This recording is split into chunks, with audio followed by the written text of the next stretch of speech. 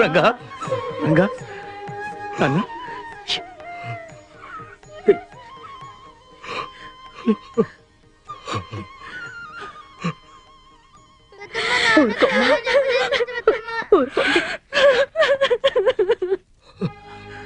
రంగా ఏమిటి ఇది?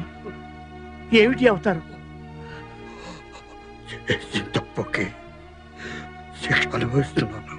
ఏమిట్రా నువ్వు చేసిన తప్పు? చెప్పుడు మాటలు విని నీతో పరుషంగా మాట్లాడాను. నీలాంటి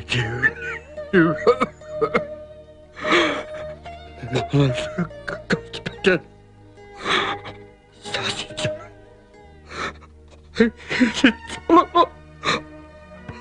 పిచ్చివాడా, ఇది నీ తప్పు కాదురా.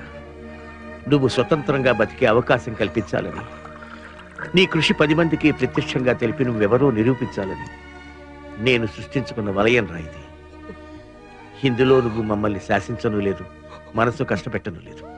అసలు దీనికి అంతటికి కారణం పాపిష్టిదాన్ని నేనే అక్క. ఇన్నాళ్ళు చేసేది సంపాదించేది నా భర్తే అనుకున్నాను. నా భర్తకి దక్కాల్సిన కీర్తి ప్రతిష్టలు దక్కడం లేదన్న స్వార్థంతో ఆ రోజు మిమ్మల్ని నానా మాటలు మాట్లాడి నీ మనసు బావగారు మనసు గాయపరిచాను. మీరెంతో మంచివాళ్ళు కాబట్టే పెద్ద మనసుతో పల్లెత్తు మాట కూడా మాట్లాడకుండా మౌనంగా వచ్చేశారు. ఏ రోజు బావగారు ఆ గడప దాటారు, ఆ రోజే సంగీత సరస్వతి కూడా ఇంటి గడప దాటి వెళ్ళిపోయింది.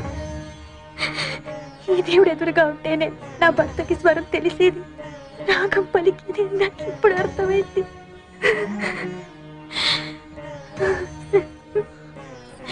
మహాలక్ష్మిలా ఉన్నానని నన్ను మీ ఇంటికి తెచ్చుకున్నందుకు మందరలా ప్రవర్తించి అన్నదమ్ములు వచ్చి చిచ్చు పెట్టాను. దేవుడు లాంటి బావగారిని నా భర్తని విడదీసినందుకే ఆ భగవంతుడు నాకు శిక్ష విధించాడు. అక్క, నేను కోరుకున్నది ఇది కాదక్క. నాకు కావాల్సింది నా భర్త సుఖంగా ఉండడం. ఆయన మామూలు మనిషి కావాలంటే ఆయన మీరే కాపాడాలక్క. నీ భర్తని శ్రీరామచంద్రుడి దగ్గరికి తీసుకొచ్చావు, ఆయనే చూసుకుంటారమ్మా. వాడి గొంతు ఇలా అయిపోవటానికి కారణం ఏమిటి? ఈ మధ్యన ఏమైనా జబ్బు చేసిందా? అదే జబ్బు కాదండి, మనోవేత్త రేగిన మంటలతో గొంతు మోగపోయింది. మరి డాక్టర్లకు చూపించలేదా? ఎవరికి చూపించుకోనని మొండికేశాడు. ఏ ఎందుకని?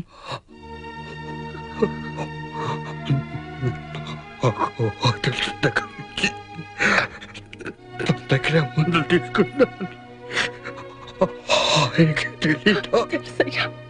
అయితే నే మందిస్తాను, పుచ్చుకో. ఎందుకని?